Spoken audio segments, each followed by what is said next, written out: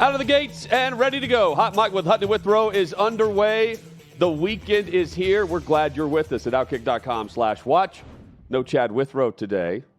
He is having a well-deserved day off. We got a great show planned to get you to Championship Sunday in the AFC and NFC with David Meltzer, who is a sports executive, a entrepreneur, a author, investor, and more. He'll be in studio with us coming up in about an hour. Plus, former All-Pro NFL wide receiver Derek Mason, former Titans wide receiver and Ravens wide receiver, in studio with us as well coming up.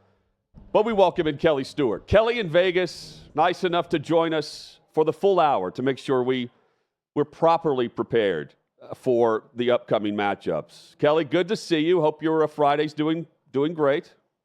Hey, I have no complaints. It's a beautiful sunny day here in Florida, much warmer than I'm sure where most of our audience is listening from, so I have to rub that one in. Yeah, are you like me? I wish we had a game Saturday and a game on Sunday. AFC, NFC, and just swap them each year. So it's tough. As a big college basketball fan, and as you can tell by the court behind me, I've already started to migrate into deep college basketball season, right? We're already in conference play. So as a college basketball fan, I say no, because tomorrow there is 100 basketball games, and I cannot wait to watch at least 13 of them. But from the football side of me, yes, it would make way more sense for one to be Saturday night and one to be Sunday night. Won't be complaining as much next year with the 12-team playoff because that's going to expand later. But we get Ravens-Chiefs kicking off things on Sunday, 3 o'clock Eastern on CBS, followed by 49ers hosting the Lions, 6:30 Eastern on Fox. But my attention all week has been on Ravens-Chiefs, Kelly. Lamar Jackson has the stage to take over. He's the front runner for the NFL MVP award, which will be his second. The last go-around, he was the unanimous MVP, and then he lost in the divisional round. Titans were there and ripped that out. And then last week, we saw him, well, he didn't disappoint. He finished the game and finished well, strong. 4 total touchdowns against the Texans, 2 through the air, 2 on the ground, dominated in the second half. Right now, I don't think anyone's playing better in the league than Lamar Jackson. And as a result, the Ravens, they look like the true juggernaut headed into the AFC Championship matchup against the juggernaut of the past and maybe the present, Patrick Mahomes and the Kansas City Chiefs, who, well, they win as the favorite and they win as the underdog, which Kelly will tell us about. Now Lamar Jackson needs to be the top dog. He's tried to do it. He's already got the MVP. Has not won in the playoffs. That was the narrative coming in. Then he tried to lead the charge of getting more during the contract negotiation. He represented himself. He was laughed at for doing so. He stayed quiet for the most part, silent really. And then he took to Twitter to try to get the fully guaranteed contract like Deshaun Watson received in Cleveland. And those covering the story, by and large, or discussing the story, scoffed at this. When the other quarterbacks, I felt like, guys like Burrow, Hurts, Herbert, they should have joined the party with Lamar Jackson. Deshaun Watson is going to be paid $230 million total. Jackson's guaranteed money is $135 million on this deal he signs. It's a ton. It's not what the precedent was set by with Watson here. He's not the $230 million guy. He's playing like it, though. And after fighting that battle last offseason, which he lost to a billionaire, he's now the top millionaire quarterback that I'm watching. He's backing it up, and he stayed healthy. And I thought the offensive coordinator switch to Todd Monken has opened up his passing ability. He's been able and he's been mobile throughout. His elite skill set on the ground has not wavered. And now Baltimore has a chance to go to the Super Bowl for the first time under Jackson. And if they do, well, assumed they'll be the favorite against either NFC opponent. We've seen them match up against the San Francisco 49ers earlier this year. The challenge for Jackson and the Ravens, though, you got to beat the best. And they've done that during the regular season. They beat playoff teams. But here are the Chiefs, seemingly beatable, and they're presenting the tallest obstacle for the quarterback that top to bottom has the best team remaining. And the Ravens need to go prove it, and that starts with Lamar Jackson, Kelly, treating the postseason the way he does the regular season. This is his moment. I think he is primed to seize this moment. Do you agree? I am a huge Lamar Jackson fan, and not just because I'm holding a 20-1 ticket. I'm talking about over the last few years. And in fact, he won me just a little bit of money at Louisville, if you could imagine that. There we go. Now, here's my thing with Lamar. You say that he's quiet, right? And he's silent and he doesn't chirp much. And I think that shows kind of how humble maybe he really is. And, he used to have a saying that was, no one cares, work harder. And I kind of adopted that. And now it's to be the champion, you have to beat the champions. You basically echoed that. To be the best, you have to beat the best. And over the last 5-6 seasons, who've been the best? Pretty much the Kansas City Chiefs. And there's not a close second. And we'll get into the Chiefs a little bit more here later. But I think Lamar this year, 24 touchdowns, only 7 interceptions. You mentioned the health factor. Prior to the show, I rewatched my Ravens preview video. And now for content purposes, it was quick. It was under 90 seconds. But I said at the very beginning of the video with an asterisk, if he can stay healthy, this team has a really good shot to win the Super Bowl. And I'm sticking with that here, Hut. I really think this team is the most well-rounded. I think that he is liked in the locker room, which is very important in the quarterback position. There's a lot of things that are checking off boxes here for the Ravens to kind of shock the world, even though they're favorites in this one. Yeah, I don't think that, like the defense too, Kelly, like what they've done, leading the league in the categories they've led in points, average points allowed, combined with the turnover margin, and what they've done with the quarterback rating and all that. I mean, it's things that we haven't seen a defense do all in the same season. I don't think we view the Ravens the same way. I think the Cowboys defense, the 49ers defense, even the Chiefs defense this year has been talked about. That, to me, is the difference in why I'm so high on Baltimore and why top to bottom, 1 through 53 on their roster, I think they're the best in the NFL. I would have to agree with you, Hut. I think the big thing that we do talk about usually is offense, right? Because it's exciting, it's electric. But something that I have always appreciated is a really good defense. There's a reason why there's that annoying old adage, defense wins championships. Come on. I mean, it is said for a reason. And as it stands today, number 1 scoring defense in the NFL, well, it's the Ravens. You actually know who number 2 is? The Chiefs. I was shocked by that. I think number 3 is the Bills, but the Niners didn't hit the top 5. At one point in time in the season, they were, though. And so I know we'll get into the NFC later, but the Ravens defense deserves a ton of credit. And I also will say, Zay Flowers, rookie year, I've been impressed with him. Mark Andrews going out was a massive hit for this team. Isaiah Likely filled right in that position. So we know both are going to be available for this game. I think these types of, we'll call it setbacks, because it really wasn't that detrimental looking back on it. But in the moment, losing Mark Andrews, as somebody who's best friends with a Ravens fan, it was a dire moment for them. And Dobbins went out. They lost their second best running back too, and they just pick up. I mean, the system has worked, and Jackson's led the charge. Much like Mahomes, they pick up when it matters most in the moment. And I think I told you, I bet the Bills last week against the Chiefs. I hesitate now to bet against Mahomes and the Chiefs. Am I crazy? Where do you come down on Kansas City this season, given the fact that here they are, a game away from the Super Bowl yet again? It's tough. As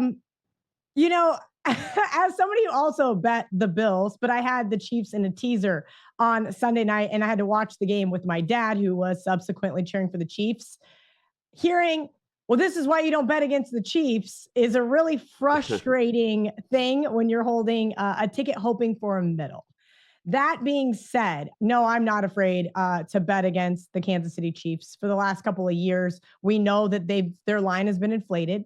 We know that last year in particular, even though they won the Super Bowl, those first 9 games, they were absolutely fadeable.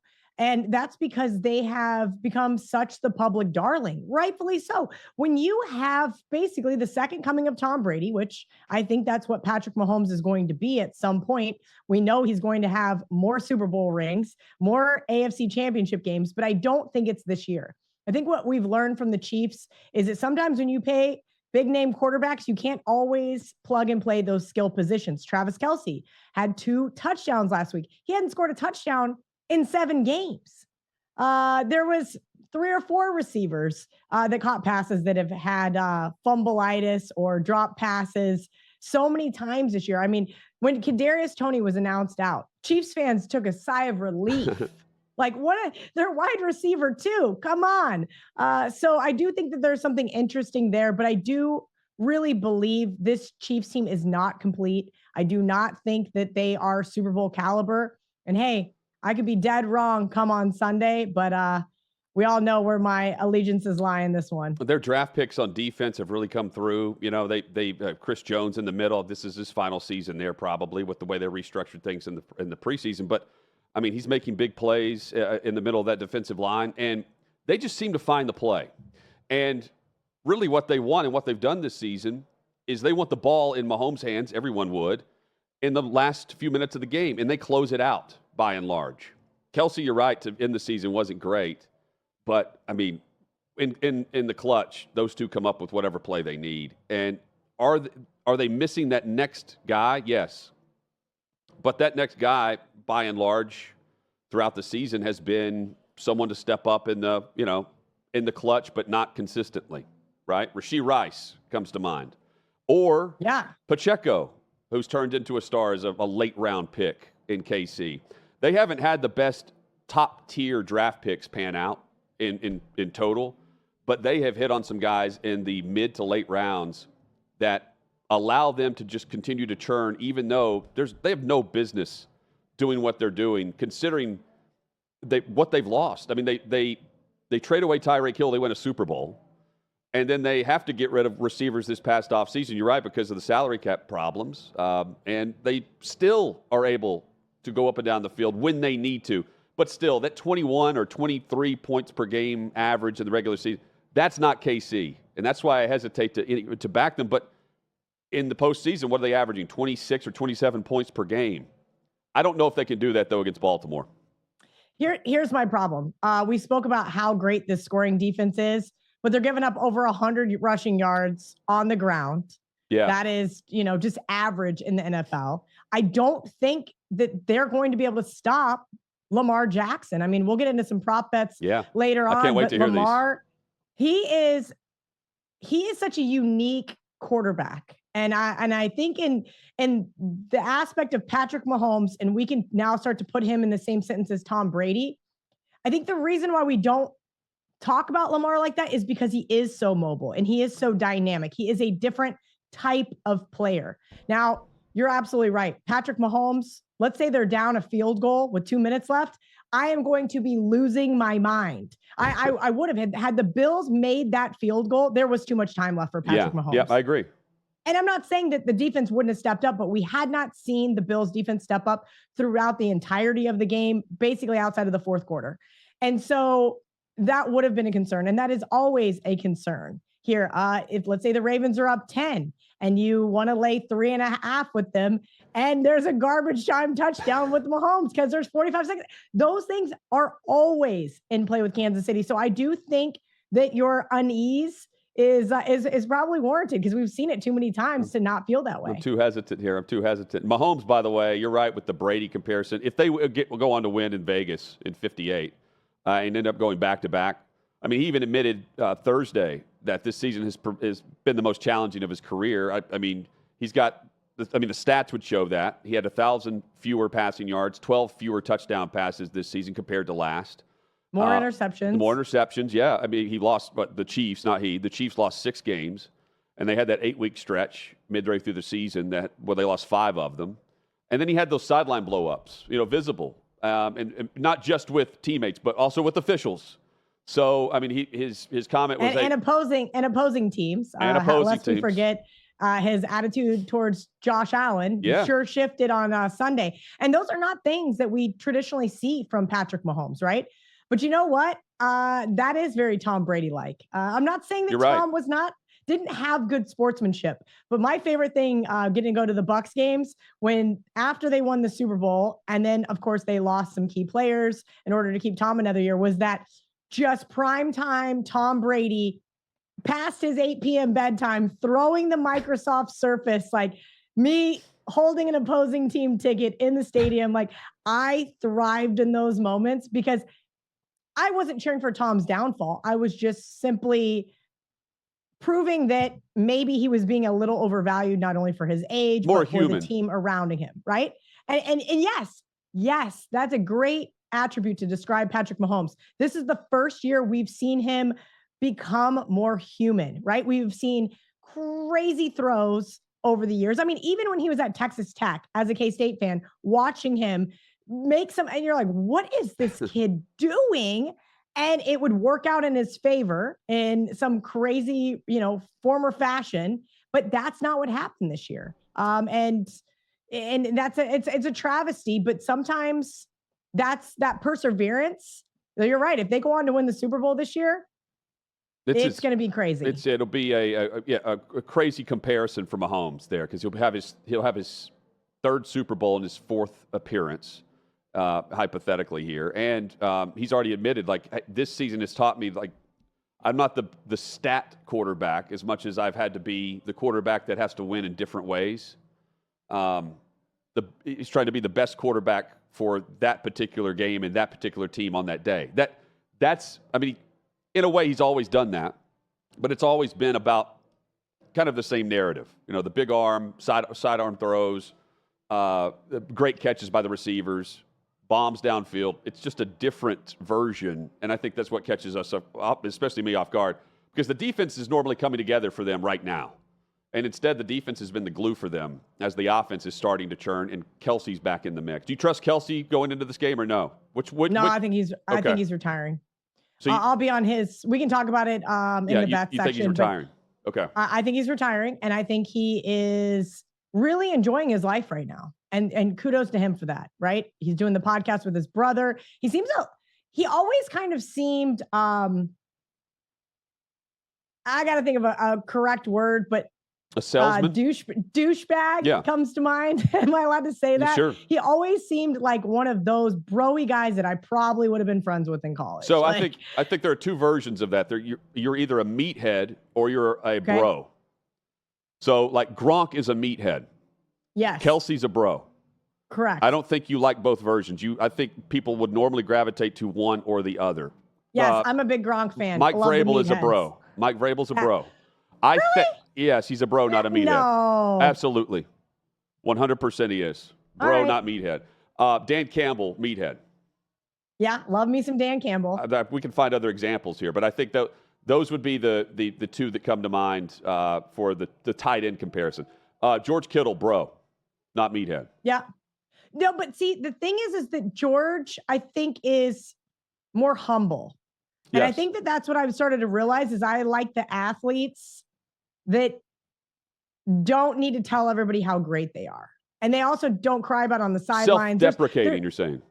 There's like a balance, right? Where you just won a Super Bowl. When Kelsey grabbed the mic after winning that didn't bother me. At the Super Bowl parade, smashing beers in his face, that didn't bother me. It's the things that are in between that bother me, I guess, about him. And now I've started watching his podcast with his brother. I'm a big Jason Kelsey fan. And I've really started to warm up to Travis and seeing his growth about that, right? Like, I think we're all allowed to grow. We're all allowed to evolve and change as humans. And I think that's maybe age, maybe Taylor Swift, maybe having a off season, if you will. Maybe the season's an anomaly, maybe it's not, but I think he's kind of got an end goal at this point in time, and I think he is going to retire. So where I do compare the Gronk again with him, I think this feels like a Gronkowski retirement, where he's going to be gone, but I think he plays again. I think he suits back up and plays again. He very well could. Much like Brady and Mahomes, he'll come back and play for Mahomes. Quite possibly.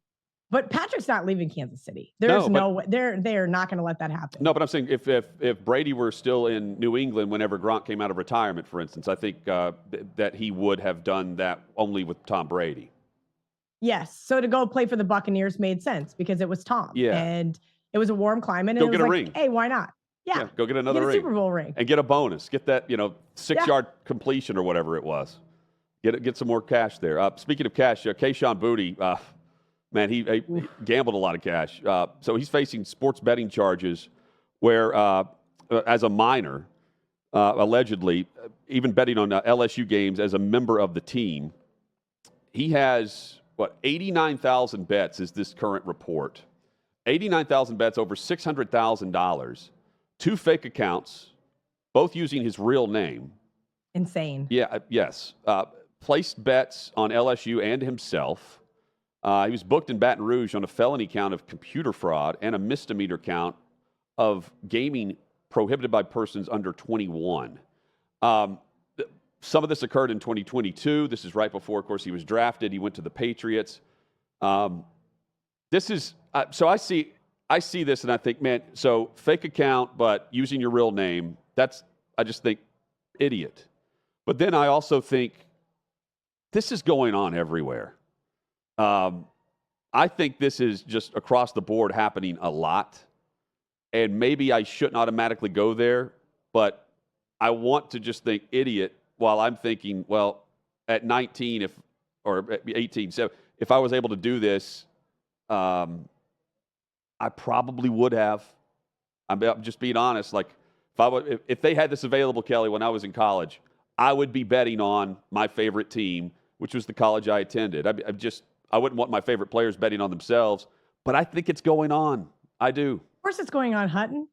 And here, I may be in the minority here. So I retweeted. I saw the article yesterday. Thursdays are a busy day for me. So I got text the article. I saw it. I'm like, 8,900 bets. And then it created a whole storm of tweets of everybody going, yeah, right. You've been gambling full time since 2013. Of course you've made that many bets. And then I had to break down the math and explain to them I actually probably haven't. So not only is 8,900 bets a ton, $500,000 is a significant amount of money. Now, granted, I'm sure he was getting a little bit of it from somewhere else, but at that time, NIL was still not as prevalent as it is now. Yeah, but it was happening. Especially in the SEC. And that's fine. And it was. Not being 21, you're a bonehead. You're 3 times as big of a bonehead for using your real name. So I'm going to tell you a story. But not being 21, that's practically anybody on campus, though. Right. So here's my thing. When I was 19 years old, I won a trip to Vegas. None of my friends were old enough, and none of them had a fake ID but me. So I took my older sister, and I walked right into the sports book, and I made a futures bet on Kansas State to win the national championship. Maybe I was 20. Either way, I was not old enough to be in Las Vegas. No, we did not. Okay. Shocker. That being said, yes, it happens all the time, but I don't care that he bet on his own team. Now, if he had bet against his own team, I think there's a pretty substantial argument. But right after he bet on himself and his team, and he basically was shut out, no touchdowns. I think he only had like 26 yards in that game against FSU. He nuked his entire Instagram and basically fell off the face of the earth. And everyone thought he was trying to quit. Yeah. But hear me out here. So the 600,000, is that a they're adding in also what he's won, right? Where he's turning over what he's won? This is how it works. If you're betting, let's just say for easy math purposes, $1,000 a game. Okay. And you win, right? Right. You let's say it sounds like he deposited over $100,000 to begin with in total amount of deposits. There was $500,000 in play. So that means he won, he lost, he maybe hit a couple big parlays, lost it back, won, and then he cashed out for $50,000. So we know he didn't win, but there were points in time where he had $500,000 in that account, which means that he was winning, someone was winning. Well, he was winning, but the total amount that they're going to reference can be from the winnings that he just bets it back from the account, right? That he rolls back over. Yes. So he's still betting the initial deposit. Yes. Okay. And that's his what we would like to call in the industry a bankroll, right? Sure. So I have, a certain amount of money in my account. It fluctuates depending on how much you win and lose, but my initial deposit amount is how I would base the math. So, right, he had a net negative 50% return essentially because he cashed out $50,000 out of the 100 and whatever he deposited. Yeah. See, this is where, we hear about it in college football and the NFL, Does Major League Baseball just think, I mean, the general public, think about it from Pete Rose's perspective here. Major League Baseball, I haven't heard one report about anyone touching a betting app in Major League Baseball. Doesn't happen, apparently. Are they smart enough to not get caught? No, they're smart enough not to even look for it. Because if they look for it, what's the penalty? Are they banned for life? Because if they're not, Pete Rose is going to be reinstated. Wow. You are absolutely probably correct. You're right. When you go looking for something, you're going to find it. You're going to find it. And the NFL, it's almost like the superstar quarterbacks just don't even touch the apps. Never have, even when it was so confusing for Calvin Ridley. No one was touching the apps unless it was a tier 2 receiver or below, or a guy that's just struggling to make the practice squad who's immediately kicked off the roster in Indianapolis. Yeah. So it's the same thing. Look at Iowa State. Iowa State had a bunch of rumors swirling, and little slap on the wrist, self-imposed, and it seemed to subsequently go away. But as somebody who's been in with the NFL team, and I have a couple friends who are married to NFL players or former NFL players now, there was always the talk of drug testing and who got tested. And one of my friends, her husband played the same position as another linebacker that was pretty well known for coming to Vegas and having a good time and things of that nature. And he got kicked off the team for it and ended up having to play in Canada. And it really was detrimental to their family. And she's like, I want to know why my husband was tested and X player was random. not. It's just random. That's what they say, but you know better. You know better. Of course so I you're do. absolutely right. They're not going to go look on Patrick Mahomes' phone to see if he's betting or not. And I would hope that he is smart enough, or guys like that are smart enough to just have a friend do it for them or have their wife do it for them. There's nothing in the handbook that says that your wife is not allowed to bet, is there? No, there's not. As long as you're not on the account, then it's a felony for computer fraud. The computer fraud thing is very interesting. And I don't really understand the state of Louisiana going after him after so much time for this. Oh, it's like the kicker. One of the kickers in Iowa was using his mother's account. Yep. And that was the felony charge. I can tell you this right now. I know this for 100% certainty. I have been kicked off an app in Vegas for sharing an IP address with somebody else who was not allowed to bet at that sports book. Wow. And that was the rationale I got. And I said, but he's not using my account. And they said, we don't care. You guys live together. So there are some strenuous, I mean, that was years and years ago now, like 6-7 years ago, but it's a thing. And these operators are kind of allowed to do whatever they want. They can ban whoever they want. They can book whoever they want, and they can change limits based on who you are and who you're not. I guarantee whichever operator he was using in Louisiana knew exactly who it was. And at the time, they didn't care. I mean, he literally signed up with Keyshawn Bouttie 01. That was the most mind-boggling part of that whole thing to me. It could have been the name of a fantasy football team, which I don't know what to believe anymore. Who's cheating, who's not. The National Fantasy Football Championship cheating scandal. You were involved in a heavily, you got heavy money, or were. I think Clay's in this league and others. This contest had a first prize of $150,000. This may have been your league. I don't know. It was not. It attracted, you've got 1,500 entries here.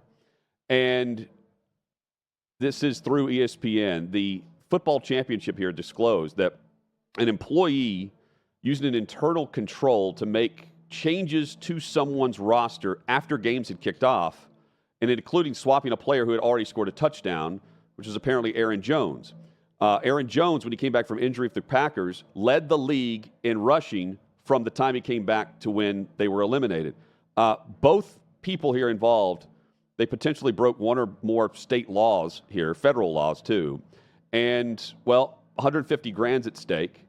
And he's able to access this. I want to appeal my fantasy league this year because I'm just learning about that this is possible. I think it's probably possible if you have insight, right? I've heard of, okay, as a gambler, I'm going to say this. I think there are a lot of very dishonest people in my industry. Okay. And that will do anything to better themselves and would probably hurt their best friend over $50, right? I've heard insane stories like this. Or would do it for the time and win, time again. the win, sense of the win, right? $50 is a win. So. Anything is a win right. When you have degenerate tendencies, right? You've got to have some issues. Now, obviously, this person knew somebody on the back end that was able to do this. I've heard of this within gaming apps, that somebody's able to go in and do things on the back end. That one was more of an offshore. The thing with the United States is it's really heavily regulated. And as somebody who's not is opposed to regulation usually in my life, I like that we kind of hold these sports books as well as these bettors. If you're doing it by the book, everyone should want that, right? Correct, right? And the people that don't are the people that are generally not. Yeah. So, I mean, the state of Nevada is that I lived for 15 years. They're one of the more heavily regulated states. There are other states that are a lot looser. New Jersey's not one of them. New Jersey won't let you bet on Rutgers games. You can't bet on Princeton in basketball, things of that nature, because they don't want what we saw happen in LSU to happen. This is from a fantasy perspective. I mean, I think it was DraftKings maybe 4 or 5 years ago. Wasn't there like some big scandal where a guy and his girlfriend were putting in, basically using a computer robot to put in 100,000 different lineups, which I know tons of people that do, and they got called out for it and they didn't get their $1 million prize. And it's like, well, everybody's doing this. What's the problem? It's like the couple that figured out the lottery loophole or whatever up north somewhere. And then they had to close the loophole. They closed the door to that, but they didn't do anything illegal. They just found the loophole. I don't know. I'm not smart enough to figure this out. And a lot of gamblers are. That's the thing. I know a lot of gamblers that are lawyers. I know the guys that went to MIT or Harvard or other very prominent schools. Are brilliant math minds. If they're going to find a loophole so they don't have to go get a real job, they're going to do it. Yeah, you're not talking to one of those. And you're not talking to one of those either, Hutton. That's why I'm hanging out with you. The doctor, Chad Withrow, will be back on Monday. Kelly Stewart, Kelly in Vegas with us. Time for Dumpster Fire of the Week. Speaking of a very rich person that's an idiot, dumpster fire for me this week. Vincent Kennedy McMahon. He's a former CEO and founder of WWE. Now he's more or less by title one of the CEOs, but that goes to Nick Khan, and now with Endeavor, and now the TKO enterprise that they're a part of since being purchased. So as a former WWE staffer, who filed a lawsuit this past week, which alleges that the chairman, McMahon, sexually abused her, sex trafficked her with others within the company, that McMahon pressured her into situations and degraded her in exchange for giving her a job at WWE as one of the coordinators in the legal department. And then she signed an NDA for $3 million. She alleges that the payment stopped after $1 million was paid to her. There were stipulations that she alleges that within this negotiation for talent that he was trying to re-sign, she was added in as one of the gifts, so to speak. And then it mentions a handful of people within the business, within the corporation, and links them to her and hotel rooms. It's sick. McMahon says he's going to vigorously defend himself. Well, he's doing that a lot lately. 1992, there was a rape allegation. There was a settlement with that. There was a tanning salon situation in 2006. No charges brought there. Wall Street Journal reported that Vince paid over $12 million to 4 different women over a course of more than a decade. That's still working itself out. He stepped down, though, as WWE CEO and then announced his retirement. It's a dumpster fire. He's a horny bastard, that Vince McMahon. And hopefully, if people have things behind the scenes with this, they step forward and step up, just like we're seeing here with a string of incidents that has led to a perception of a guy who I thought he was one thing, and instead it sounds like he's the other. It's strange, it's sick, and hopefully the truth comes out sooner rather than later. Dumpster fire. Yeah, Hutton. That is really just crazy to see these kind of things, but unfortunately, after a while, it becomes a pattern. Yeah, and all these NDAs and stuff. I mean, it's just, it's people. I mean, it's just, again, it's the details of it are just, it's awful. Who's up next? Dumpster fire. Kelly, what you got? I'm going Bill Belichick. How does this man not have a job?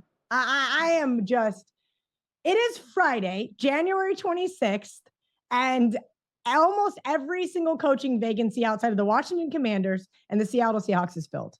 Bill Belichick has interviewed for the Atlanta Falcons. My buddy is a beat writer for them, and he called me last week and said, hey, guess what? They're going to hire Belichick. I said, okay, that makes no sense whatsoever, but let's go with it.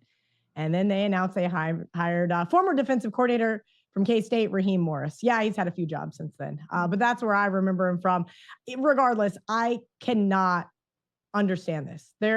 The clock is ticking, and I don't know why they wouldn't want to give one of the best head coaches in the NFL a job.